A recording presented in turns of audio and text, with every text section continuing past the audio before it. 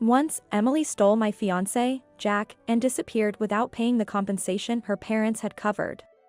Now, she's standing right in front of us, making sarcasm remarks. Quite a bit older, aren't you? What do you do for a living? My husband is a doctor. Compared to him, your husband looks poor. He's pretty muscular. Though. Does he work at a construction site?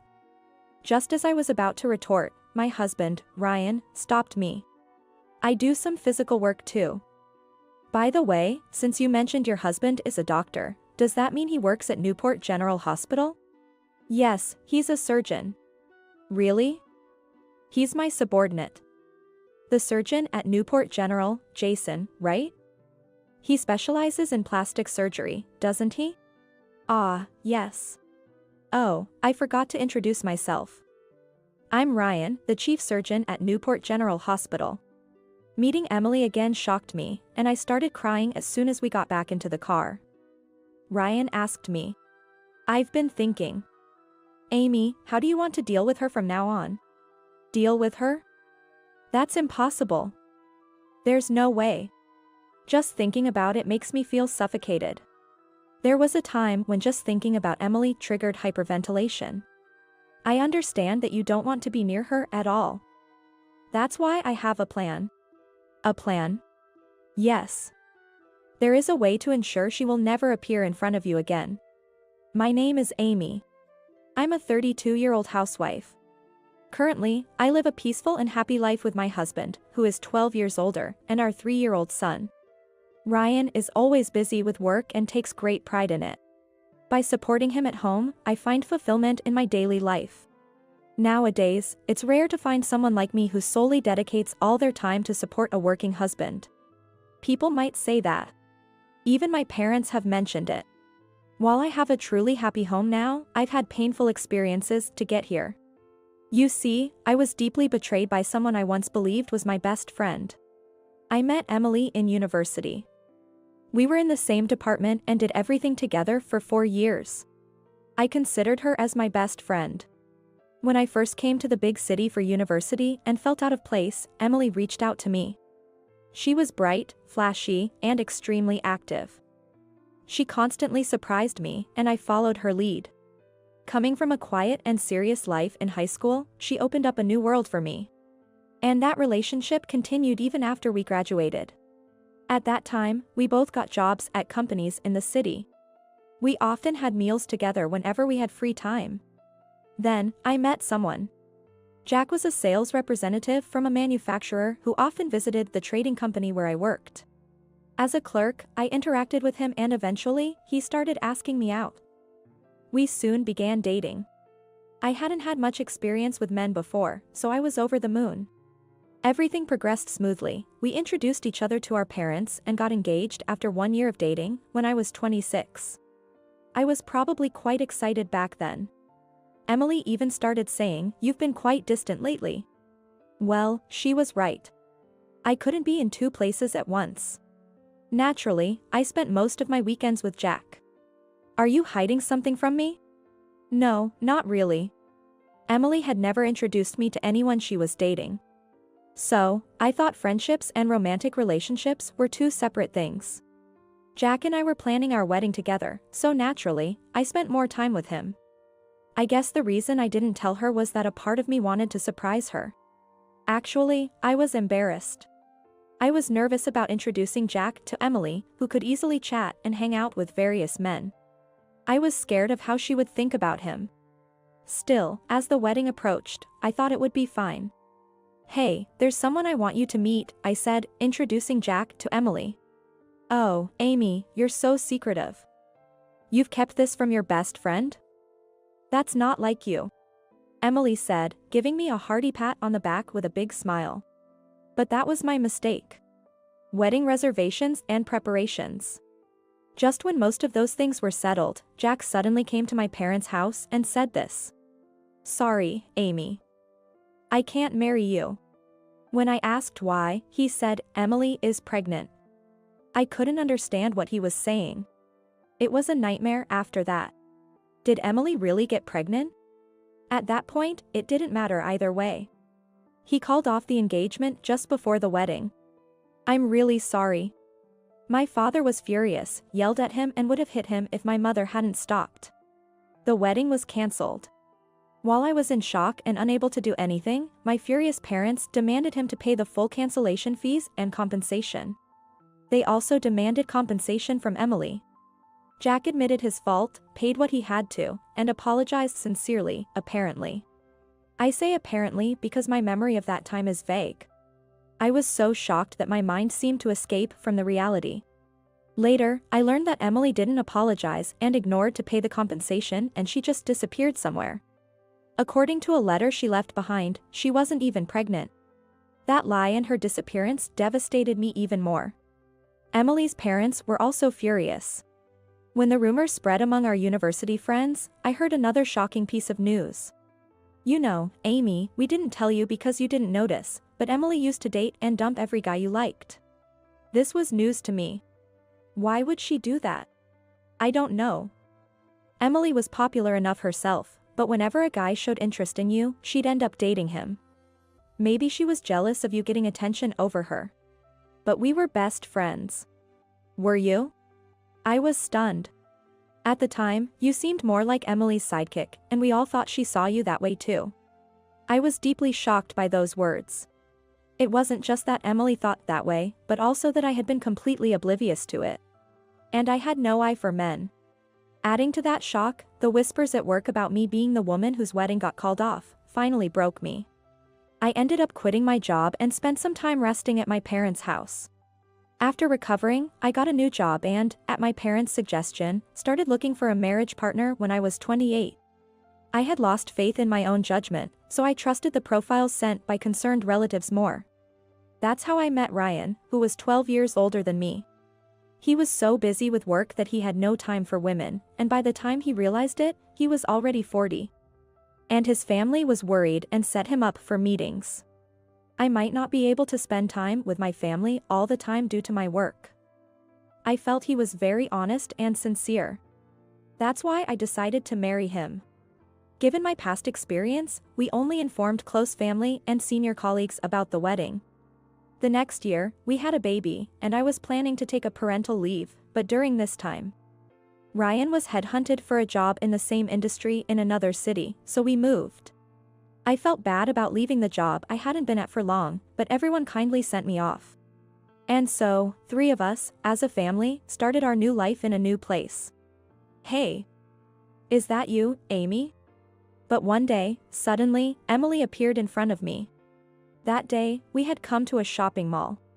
Our destination that day was the hardware store. Since moving here, we had been slowly working on our new home's interior ourselves. DIY was my hobby. Ryan's new job came with a higher position and a more regular schedule than before. So, occasionally, he would join me in buying heavy items. Right now, he was carrying our son, Noah, on his shoulders. But in that mall, what a coincidence. Emily. Long time no see. Wow, you got married. Yeah, but Emily, you're in this town. Yes, because of my husband's job. So, this is your current husband? Emily looked us up and down. Then she said to Ryan, "You are quite a bit older than her, aren't you?" in sarcasm way. Ryan calmly replied, "Yes, well, I got quite focused in my work." "You must be Amy's friend." "Yes, I'm Emily." "But your work? What do you do?" "Emily, isn't that a bit abrupt?" "Oh, Amy, are you still mad about the past?" "It's not that. My husband is a doctor. Compared to him, your husband looks poor." "He's quite muscular though. Does he work in construction?"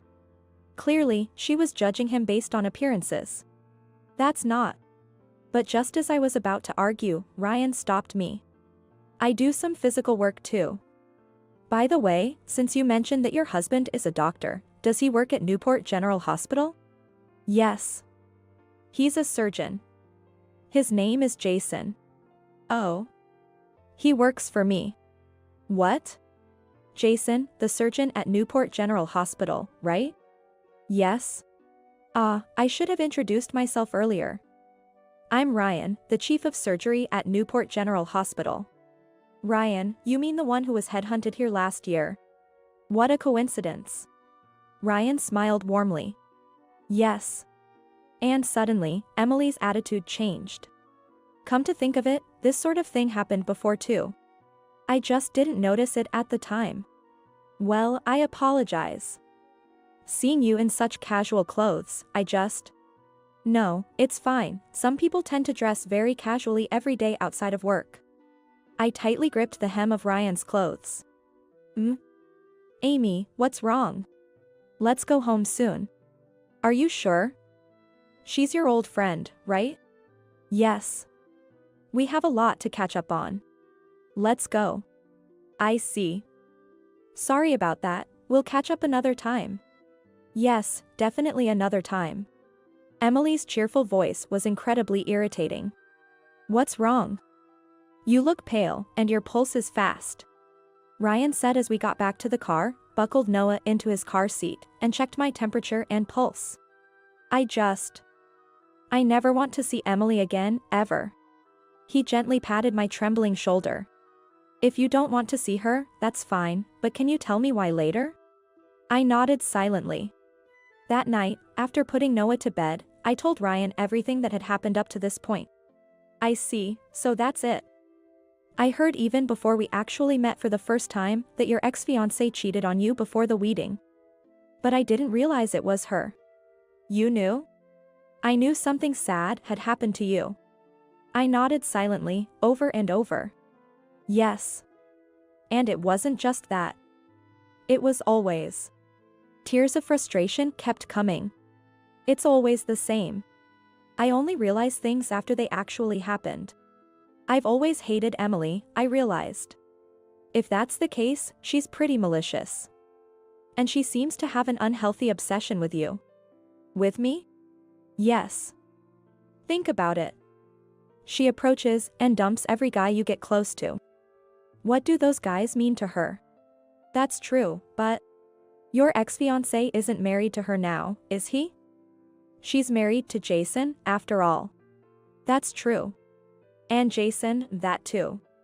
Ryan had a thoughtful look on his face. What's on your mind? About Emily's husband? Just a thought. Amy, how do you want to deal with her from now on? Deal with her?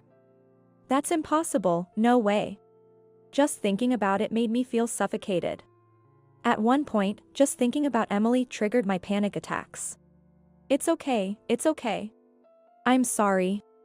I understand very well that you don't want to be near her. So, I have a plan.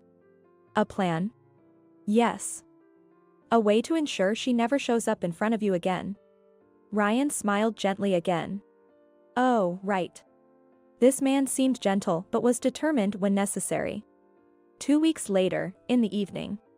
I was making dinner, waiting for Ryan to come home, when Noah suddenly shouted, "Mom! Grandpa and Grandma!" He pointed out the window.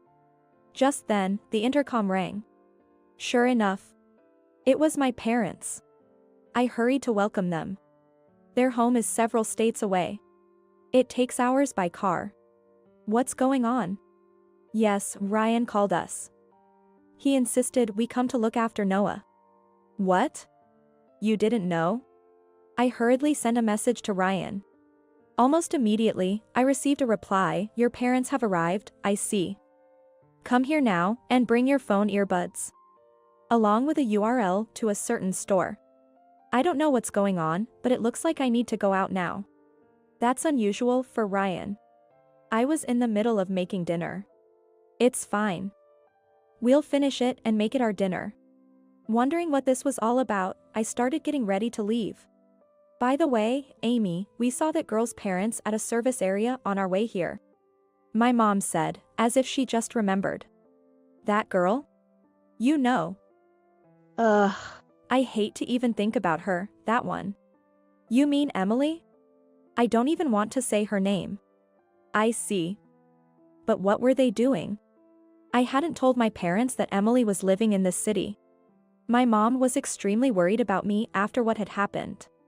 And she was using abusive words towards Emily's parents too. Honestly, I never imagined that she would get so angry. Because of that, I didn't want to stir things up by mentioning Emily on the phone. Well, I'm leaving now. I got in my car and headed to the restaurant Ryan mentioned. It was a small but nice-looking restaurant. According to the website, it seems a bit pricey for dinner. I wondered if Ryan was waiting for me inside. As I got out of the car, I noticed a few other cars parked there as the evening set in. At the same time, I received another message on my phone. Put on your earbuds and come inside. Wondering what this was about, I went inside. The waiter guided me to a table. It was a table for two. One table over, a man sat alone with a drink in front of him. He leaned on the table with both elbows, his hands near his mouth, looking very serious. He had an intimidating aura. My husband hasn't arrived yet. As the waiter brought water and handed me a menu, I started to explain. The waiter put a finger to his lips and subtly pointed to a seat diagonally across through some Erica palm plant. There was Ryan. Several dishes were laid out on the table, probably an early dinner. Ryan was sitting across from a woman. I nodded to the waiter and ordered a light meal that wouldn't seem out of place. Just then, my phone buzzed in my bag. It was a message from Ryan. I quickly connected my earbuds to the phone and put them in my ears. And then I heard. No, Jason is a good doctor, in plastic surgery. But Dr. Thompson, you are supposed to be even better, aren't you? A woman's voice, coming across from Ryan. It was Emily. Startled, I switched my phone to recording mode. Ryan was deliberately letting me hear this conversation. Since our first meeting, I've learned a bit about you from Jason. Is that so? I was so amazed. I heard that you have performed many difficult surgeries. Something like thousands of surgeries in 10 years? Well, it's my job. That's incredible. Emily's tone was completely different from the other day. But you did a lot of research. Actually, Jason told me when I mentioned how we happened to meet the other day. At that moment, the man in black unclasped his hands, lifted himself slightly from his seat, and then sat back down. I noticed he was also wearing earbuds. I see. It must have been surprising to suddenly meet an old friend again. Yes, that's true, but meeting you was the highlight for me, to be honest. Isn't it more important to see an old friend? No, I felt bad for being rude to you. Emily continued talking in a fawning tone. I hadn't known she could speak like this. In school, she never spoke this way around me. So, this is how she acted around men. And she must have been the same to Jack back then. Which means... By the way, are you happy with your marriage to Amy? I'm happy, but why do you ask? Isn't it boring being with Amy? Why would you say that? Well, her fiancé left her before their wedding, right? Amy is a wonderful wife. I'm lucky to have her. But she's plain, isn't she? What are you trying to say now, Mrs. Smith? Please, call me Emily. Since our conversation the other day, I've fallen in love with your calm attitude and personality. I think I can be a better partner for you than Amy. I could see the hands of the man in black trembling on the table. So, it was really him. Interesting. How would you be better for me? Well, aren't you invited to many parties? Having a plain wife like Amy would be embarrassing at such events. You need someone with a bit of flair. Like me. You think you wouldn't embarrass me? Exactly. So, you're suggesting you leave Jason and be with me? What? That's not what I meant. Then what do you mean? I'm not very perceptive, you see. Oh, come on. Do I have to spell it out? I told you I fell in love with you at first sight. Jason is a promising young man. He'd be better for you than an old man like me. Age doesn't matter. And actually, I've been disappointed with him lately. At that moment, the man in black started to stand up. I hurried over to him. The man in black, yes, he must be Jason. I looked him in the eye and showed him my phone connected to my earbuds. Jason was startled and sat back down. We need to be patient for a bit longer. We needed to hear something more decisive. Disappointed? In what way? Because he comes home late every day? That's part of the job. Unfortunately, illnesses don't wait for anyone. No, it's not that. I don't care if he comes home late. Then what is it? It's his salary. Given his age and career, it's normal. Young doctors earn that much. But he's a doctor. And when you marry to a doctor, you'd expect an annual income of over $100,000. I believe he makes around $70,000 to $80,000 now. When we got married, it was much less. I was disappointed. Plus, he travels to conferences all the time and never takes me with him. And you think I would? It's not just about the money. Like I said before, I fell in love with you at first sight. What do you mean?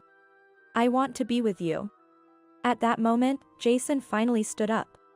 I tried to stop him, but it was too late. He walked toward Emily and stood behind her, across from the Erica palm plant. I quickly followed. Ryan smiled softly. Emily, is what you just said true?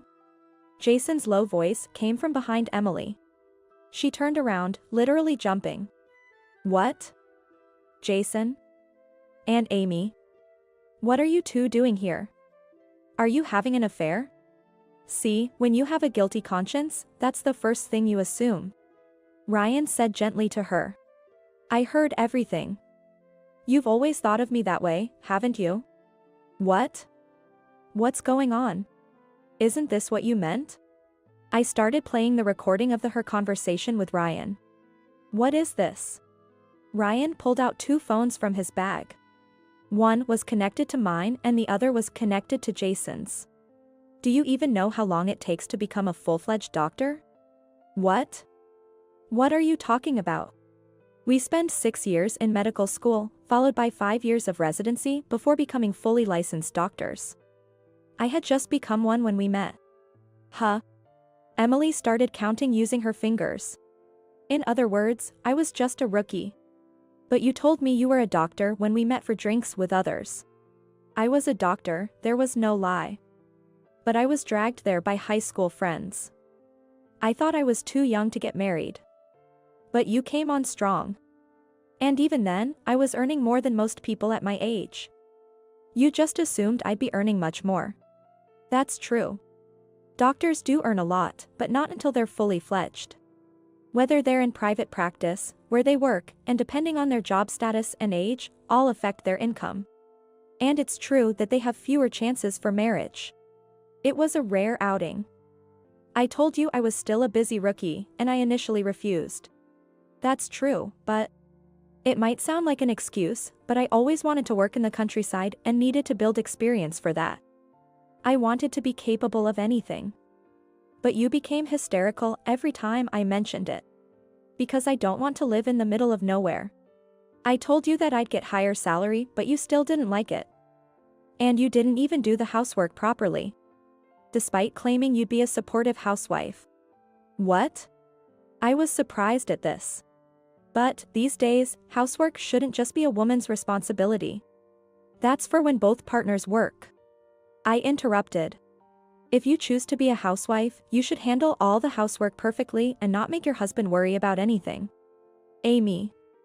Are you saying you do all that? What about socializing and other activities? You seem to be misunderstanding a lot. Ryan sighed deeply. You have a completely wrong image of a doctor's wife. Her image was outdated, like something from a past generation. The glamorous life you imagine doesn't exist. I wait for him to come home at unpredictable hours, take care of our child. And make sure his meals are nutritious so he can handle long surgeries. I see. Jason, actually, I often thought that you were a bit careless. Was it because you're not getting enough sleep at home? Ryan asked. Yes. Even though I'm capable of all the cooking and chores at home because I used to do them myself? But clearly my sleep is often interrupted for those now, and when I'm awake, Emily constantly distracts me, leaving me little time to study. Study? Of course. We have to keep learning new things for patients. So, Amy, you also study? Of course. I need to be able to support him whenever he gets a sudden call. If we were both doctors, we might hire a housekeeper or a secretary. But since I'm not, I do what I can to support Ryan, for our family and the hospital, and to set a good example for our son. So arrogant. Say whatever you want. I'm not the same person I used to be. Indeed. Seeing Emily flirting Ryan had replaced my fear with boundless anger. Emily seemed too upset to respond and stayed silent. Then, Jason spoke up again. Emily, I've decided to leave you. I want a divorce. What? What are you talking about? I can't become a good doctor with you around. Let me ask again, are you willing to follow me to a rural area? No, I don't want to go to such places. I see. But I want to go. I'm done being dragged down by you. Emily's face froze. You can't just abandon me. How could you? Suddenly, Emily turned to me. It's all your fault, Amy. Why did you come here? If I hadn't, you wouldn't have tried to steal my husband? Your mindset hasn't changed at all since university days. How dare you? As I watched her, I realized my feelings towards Emily were shifting from fear to pity.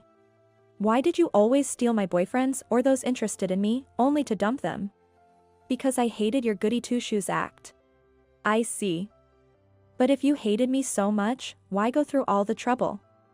With Jack, you even ran away from home. Yes. Emily acted quite odd. If she disliked me, ignoring or bullying me would have been easier.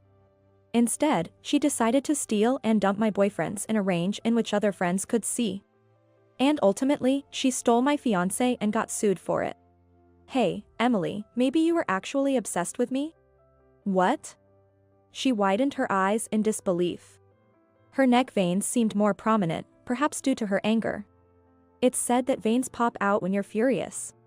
Even besides Jack, I hardly noticed what you were doing. And any guy who fell for your tricks wasn't worth much anyway. In the end, you did me a favor. No, that's not true. It can't be. Even if I had married Jack, he probably would have cheated on me. So, in a way, you saved me from unhappiness, didn't you? What? Emily's gaze wandered aimlessly.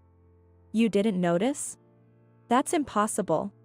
But I'm sorry, Emily. From now on, I'll forget about you. That's a lie. It can't be true. As she said this, Emily clutched her chest and suddenly collapsed in front of us. Ryan. Jason looked at Ryan with a serious expression. Call an ambulance, quickly. Right. Ryan and Jason explained the situation to the paramedics, and both went with her in the ambulance. Since Ryan specializes in cardiac surgery, he probably wouldn't be coming home tonight. I took a deep breath, and a waiter brought my order, saying, "You must be exhausted." Thank you. Sorry for the mess. Not at all. Ryan asked for a private hire for this anyway. Wow, he prepared so well. I smiled, realizing just how determined he could be when it mattered. Later, there was another thing happening at the hospital. Ryan had arranged for Emily's parents to arrive at the restaurant to confront her. Apparently, Emily hadn't even introduced Jason to her parents after getting married. Given the timing, she might have postponed the introduction. But now it was unavoidable. Ryan contacted Emily's parents through Jason for 2 reasons. First, there was a risk she might cause more problems with men. The second reason was that Ryan had noticed something was wrong with Emily's health. Ever since he first met her, he had been concerned about the way her veins on the right side of her neck were so visible. Emily had a heart condition, which was confirmed when she was taken to the hospital. Thanks to the quick treatment, her life wasn't in danger, but she needed to be hospitalized. Her parents, who rushed over, decided to take her back home. Emily was quite shaken by 3 things: the divorce, the sudden illness she discovered, and being confronted by me, whom she looked down on. These 3 things had a significant impact on her emotional state. I don't want to go back to my parents' house. Emily resisted, but her father said, "You have to repay the previous compensation we covered." Her father's intense anger left Emily, weakened by her condition, unable to say anything in response. The divorce resulted in a contentious dispute, leading to mediation. During the mediation, it was revealed that Emily had also embezzled Jason's savings, which increased the amount her parents had to cover. Dragged back to her parents' house, Emily couldn't escape the demand to work and repay the debt under their watchful eyes. Now, under her parents' watch, she spends every day working hard while trying to take care of her health. For someone like Emily with a carefree personality, that situation must be unbearably difficult. Oh, a message from Jason. It was the weekend. Ryan had a half-day off, so we went to a park with a large grassy area. Though it was still cold, Noah, warmly dressed, was running and laughing on the grass. How is he doing? Sitting on a bench where we could see Noah, we took turns reading the email. Look at this photo. In the photo, Jason was smiling and participating in an event with the locals. His expression was completely different from the worried look he had back then. I'm glad. You won't be troubled by the past anymore. That's really true. Half of my fears were self-created. But confronting Emily made those fears disappear like magic. Daddy. Noah is waving his hands energetically. All right. I'm gonna catch you, shouted Ryan as he started running. And I am watching over them. Now and always.